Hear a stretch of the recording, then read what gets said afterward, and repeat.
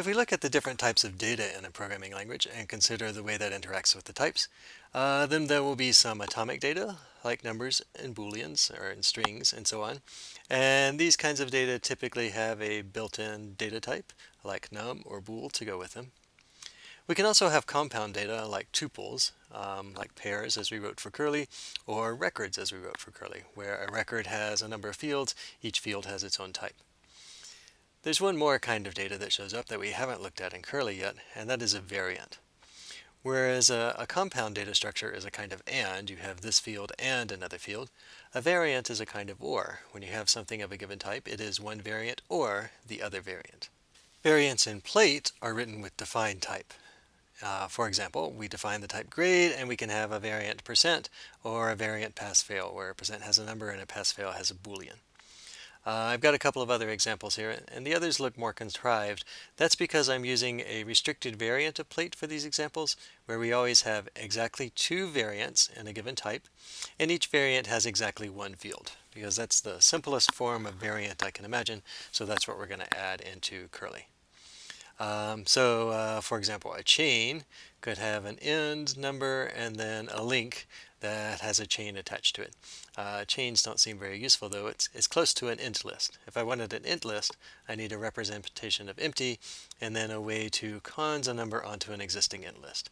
So we have empty and cons cases, and where cons needs two things, it needs a number and an int list, we can use our existing concept of pairs to implement the compound nature of this variant, while we're relying on the variants, the defined type part, that have the two different variants, empty and cons. Notice that empty also, it's not a constant, it's a constructor that takes a dummy argument, just because every variant needs to have some argument in this simplified setting. So this simplified kind of defined type is what we want to add to type to curly. Before we charge off and add defined type to curly, it's worth considering whether we could have done the same thing with an encoding. And in the grade case, the encoding does work out.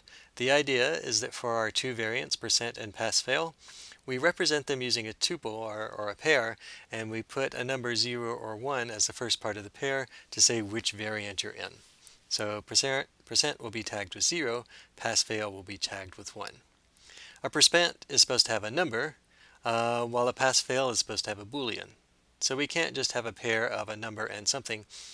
We don't have an or, we have a kind of and where we can have a num and a boolean. But the tag can tell us which one is relevant, and we can make up a dummy value for the other one. So percent could pair a number with a dummy false and the tag 0, while pass-fail could pair a dummy 0 with the boolean y and the tag 1. And this does work out for something like grade. A drawback of this encoding is that we have to make up these dummy values like false and 0, and that's not always easy to do depending on the type, but it turns out you can always make this work in the type system that we already have if you use thunks. The problem is this encoding can't express things like chain or int list. In the case of chain, if we want to have end tagged with 0 and link tagged with 1, things seem okay at first. We just need to pair 0 with an end number and then 1 with the rest of a link. But if a link takes end in, then that's a pair with the tag and the number. And we get that in and we pair it with 1. That means we're going to get out a number paired with a num paired with a num.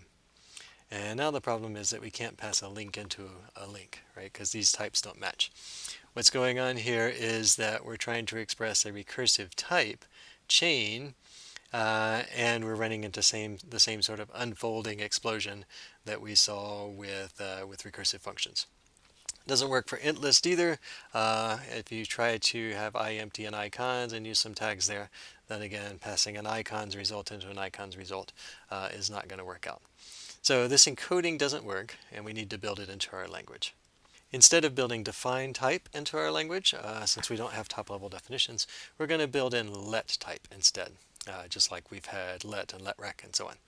So the syntax of let type is that you give it a type name, and then the names for each of the two fields, and then the types for each of those fields.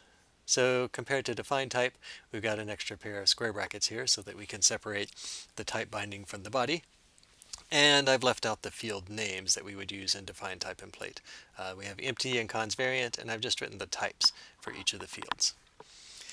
So if we have this num list type declaration, then we can, using letrec, write a length function that will take a number list and tell us how long it is. It does that by doing a type case on the num list L.